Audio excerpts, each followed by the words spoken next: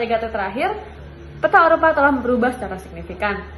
Runtuhnya Uni Soviet dan bubarnya Republik Federal Sosialis Yugoslavia menciptakan batas-batas baru di Eropa. Akibatnya, kelompok-kelompok etnis yang merasa terperangkap dalam batas-batas tersebut segera mempertanyakan keabsahan perbatasan tersebut.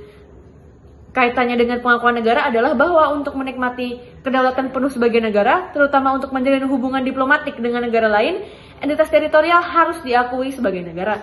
Meskipun norma hukum ada untuk menentukan kapan sebuah negara adalah negara. Pengakuan adalah alat kebijakan luar negeri. Lauterbach dengan tegas menyatakan bahwa pengakuan negara bukanlah masalah hukum, tetapi pertanyaan kebijakan. Dengan setiap perubahan lanskap geografis Eropa, persoalan politik terkait pengakuan ini harus dihadapi oleh Uni Eropa atau UE dan negara-negara anggotanya. Dalam upaya menciptakan pendekatan kebijakan luar negeri yang lebih kohesif, pengakuan negara-negara baru menjadi persoalan yang harus dikoordinasikan dalam UE. Kemudian, ketika berbicara pada isu-isu pengakuan negara, klaim atas kenegaraan dianggap sah atau dinilai terhadap identitas Eropa, geografi, imajinatif, narasi peran global Eropa, dan visi geopolitik yang dihasilkan. Merupakan urusan politik daripada urusan hukum. Pengakuan negara pada dasarnya adalah persoalan politik, bukan semata urusan hukum, karena hukum internasional belum mampu memberikan jawaban pasti tentang wilayah mana yang berhak menjadi negara merdeka. Seperti yang dengan tepat ditegaskan oleh Ermacora, memiliki hak untuk menentukan nasib sendiri adalah pertanyaan hukum. Mendapatkan pengakuan internasional atas hak untuk menentukan nasib sendiri adalah pertanyaan politik, dan penegakannya adalah pertanyaan kekuasaan. Ermacora 1984. Lebih lanjut, terdapat dua pendekatan dalam pengakuan negara. Pendekatan pertama menganggap pembentukan negara baru sebagai fakta murni, yaitu suatu entitas teritorial yang memiliki penduduk tetap, wilayah yang jelas, pemerintahan, dan kemampuan menjalin hubungan dengan negara lain sudah dapat dianggap sebagai negara. Pendekatan kedua bersifat positivis, artinya adalah pendirian suatu negara baru bergantung pada persetujuan dari negara-negara lain. Pendekatan ini menekankan bahwa pengakuan merupakan mekanisme untuk menerima negara baru ke dalam komunitas internasional. Sederhananya, suatu negara hanya dapat menikmati hak-haknya sejauh negara tersebut diakui oleh negara lain. Pembahasan kedua yaitu isu pengakuan dan penolakan pengakuan. Setelah bubarnya Uni Soviet dan pecahnya Yugoslavia pada awal 1990-an, Uni Eropa mulai aktif dalam membentuk kebijakan luar negeri bersama, termasuk dalam urusan pengakuan negara. Pengakuan atas Slovenia, Kroasia, Bosnia, dan Makedonia menunjukkan upaya Eropa membentuk identitas kenegaraan baru yang sejalan dengan nilai demokrasi dan stabilitas. Namun, respon terhadap Crimea pada 2014 berbeda. Meski referendum digelar dan mayoritas warga mendukung bergabung dengan Rusia, Uni Eropa menolaknya dengan alasan pelanggaran hukum internasional dan intervensi militer Rusia. Perbandingan antara pengakuan negara-negara ex-Yugoslavia dan penolakan atas Crimea memperlihatkan bahwa pengakuan negara oleh Uni Eropa tidak semata berdasarkan hukum, melainkan dibentuk oleh imajinasi geopolitik dan pertimbangan politik. Dokumen-dokumen resmi menunjukkan bagaimana pengakuan dipengaruhi oleh narasi identitas, bukan sekedar legalitas. Jika Bosnia diakui demi tekanan diplomatik dan Kosovo dibenarkan lewat alasan kemanusiaan, maka Crimea ditolak karena dianggap mengancam tatanan regional dan prinsip kedaulatan. Uni Eropa tidak konsisten dalam memberikan pengakuan negara. Ketidakkonsistenan Uni Eropa dalam memberikan pengakuan terhadap suatu negara tidak sepenuhnya berlandaskan pada prinsip-prinsip hukum internasional. Sebaliknya, kebijakan tersebut turut dipengaruhi oleh geopolitical imaginaries, yaitu cara Uni Eropa dalam membayangkan identitas, batas-batas wilayah, dan posisinya dalam tatanan global. Sejak tahun 1991, Uni Eropa mulai menerapkan model pengakuan bersyarat yang menekankan komitmen terhadap demokrasi, hak asasi manusia, dan penyelesaian damai. Namun, dalam praktiknya, pertimbangan politik seringkali lebih dominan dibandingkan kaidah hukum. Misalnya negara Bosnia, yang diakui meskipun belum mencapai stabilitas politik, demi menekan negara Serbia dan Kroasia. Sementara itu, Kosovo memperoleh pengakuan dari sebagian besar negara anggota Uni Eropa, meski belum sepenuhnya memenuhi kriteria Konvensi Montevideo dengan alasan kemanusiaan. Selain itu, kebijakan pengakuan Uni Eropa juga menunjukkan penerapan selektif terhadap prinsip uti possidetis juris. Uni Eropa menolak perubahan perbatasan di Crimea dan Abkhazia, namun menerima kemerdekaan Kosovo. Konsekuensinya adalah paradoks. Di satu sisi, Uni Eropa berupaya mempromosikan nilai-nilai demokrasi dan supremasi hukum. Di sisi lain, pendekatannya yang politis justru melemahkan klaim netralitas tersebut.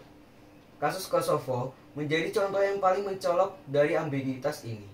Meski tidak diakui oleh seluruh negara anggota kerjasama, tetap dilanjutkan melalui perjanjian stabilitas dan asosiasi, menciptakan apa yang disebut sebagai geografi skizofrenik. yaitu kerjasama formal tanpa pengakuan diplomatik. Dengan demikian, pengakuan negara oleh Uni Eropa pada dasarnya merupakan hasil konstruksi politik dan identitas, bukan semata-mata persoalan legalitas. Yang menjadi penentu bukan hanya aspek hukum, tetapi juga apakah entitas tersebut sesuai dengan narasi dan imajinasi geopolitiknya juga. Saya akan menjelaskan bagian materi saya. Yang pertama, Kosovo sebagai entitas seperti negara. Uni Eropa menunjukkan sikap ambivalen terhadap Kosovo meskipun tidak semua anggota Uni Eropa mengakui secara resmi. Uni Eropa tetap menjalin hubungan formal melalui SAA.